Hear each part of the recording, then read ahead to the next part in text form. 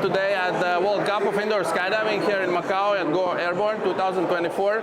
My name is Johannes Heptner, and please state your name and tell which discipline you are competing in and what country you represent. Johannes, but I'm well known under Mozart.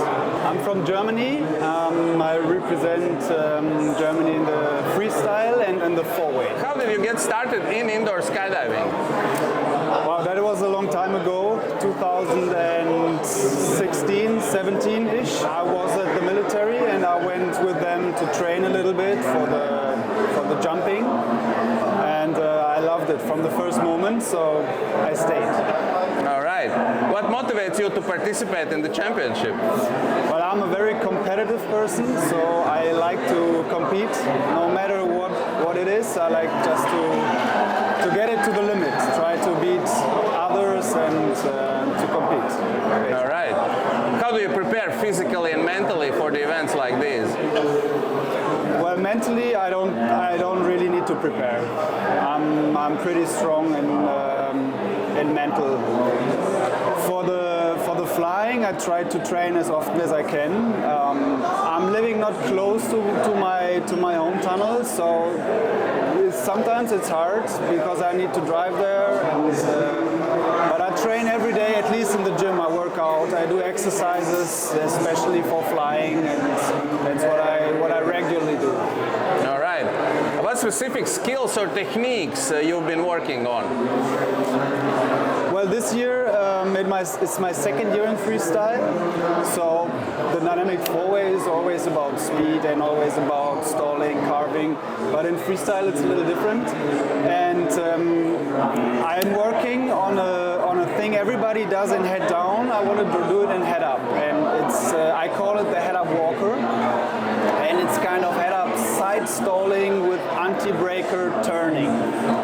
That's what it technically is.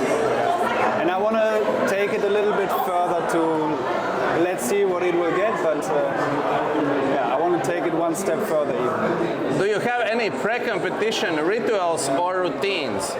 Other than warm-up, I always have a small thing I do right before the round. I show into the camera the name of my daughter in letters like L-E-L-E, it's Lily. Yeah. And that's to make a kiss for her. Oh, nice. That's nice. What's the most challenging aspect of indoor skydiving at such a competition level? Well, here are the most amazing experience and best flyers, so it's really hard to catch up with them, and the level is insanely high, so that's basically the most challenging thing, to be still on level with them and not be last. All right. How do you handle the pressure during the flight? During the flight, actually, I don't have pressure. I don't feel pressure. I don't see the people around. While freestyle, I try to look at the judges or have a smile. But actually, while flying, everything is fine. Just before the round, I'm sometimes a little bit excited. But as soon as I go in, I can most of the time just enjoy the flying. All right. Can you describe a memorable moment from previous championships? In the dynamic, at least, sometimes you know you're the slower team in a speed round, for example, but you still can win if the others have a bust. And at the Wind Games 2019, I had a moment where I won with my teammate against a way better team. So that was pretty awesome, because we were slower, supposed to be slower, and they had a bust. So we stepped up to the podium, which was not to the podium, I think 4th place, but that was a pretty nice moment. Okay, can you describe for so people who don't know as much about indoor skydiving, what is two-way dynamic generally? What's the essence? Two-way dynamic? Yeah. So for me, two-way dynamic consists of two things. You have the speed round, which is basically a run through the tunnel, or let's say a race through the tunnel.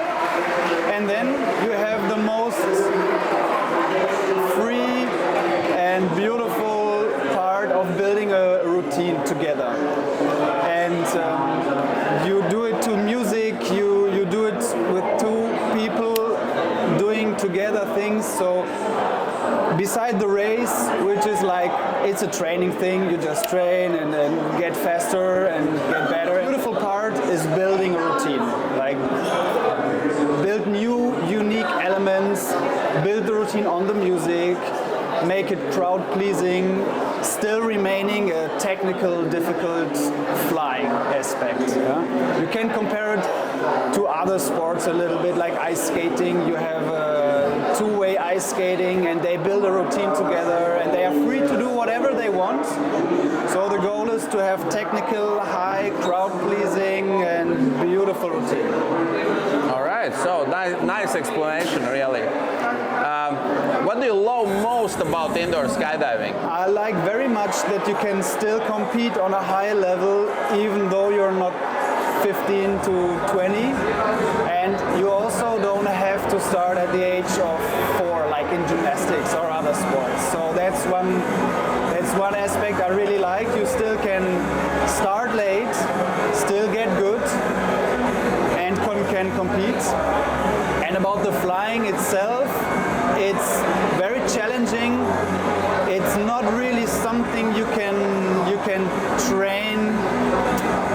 You can train like running, or like it's something unique because every time everything is different.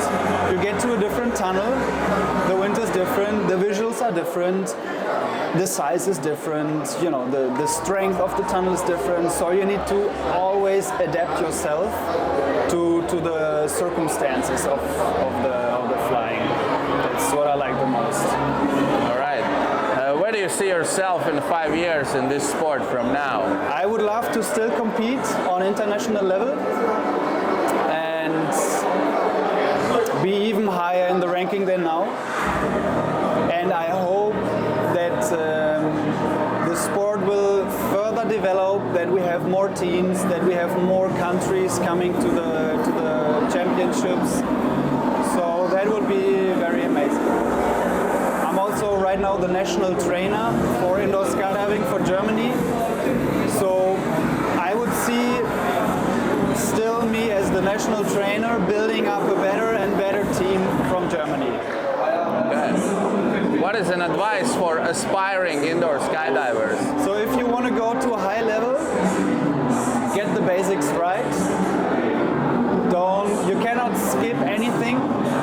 Like, people come and they see some head down, I don't know, skydivers, and they want to learn that without having the things you need before. So my advice is take it slowly, because afterwards it will be faster.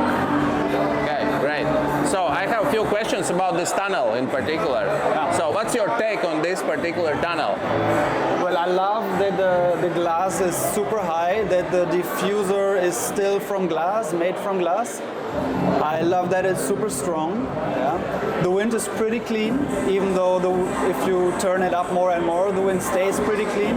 As I come from an ISG tunnel, I have like the best tunnel at my home already. So it's hard to say something really nice about another tunnel if you're flying already in the best. But I need to admit that this wind is really good, tunnel is really good, it's powerful, and you can really also fly the dynamics pretty well. Okay. Have you checked the safety net on the bottom? Yeah, it can be, like we saw yesterday at Tom's routine, it can be really nice to prevent injuries. There have been a lot of injuries from tunnels where you have a big burble in the door. So that's a good thing. I'm not sure about the work with first timers. I spoke to Tom's and I heard that it's also really nice because if they fall, they don't hurt themselves. Yeah? Safety is the main concern. Safety is important. But I also think if an instructor is well trained, he would not let any first timer fall on the net. You need to get used to it, but I think it's a good idea. All right. So, if there is anything you can think of which still could be improved in this tunnel, what it could be from your point of view? I have a little bit trouble with the visuals, with the lights. Okay. Not sure if you can improve that because it's like reflecting because of glass so much, and the glass is actually a nice thing. So it's a trade-off to have like this beautiful glass front and have reflections a lot. So if you could check like different kind of lightnings from the outside, maybe not going directly through the glass, like a passive lightning, that could maybe be an improvement. That's all I can say for now, because that was the only thing confused me a little bit in the beginning.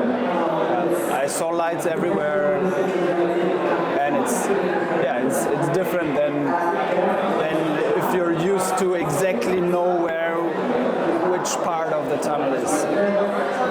Johannes, thank you for the interview. Thank you. I wish you a successful championship. Thanks. I wish you all the best, and thanks for watching, guys. See you soon in the next interview.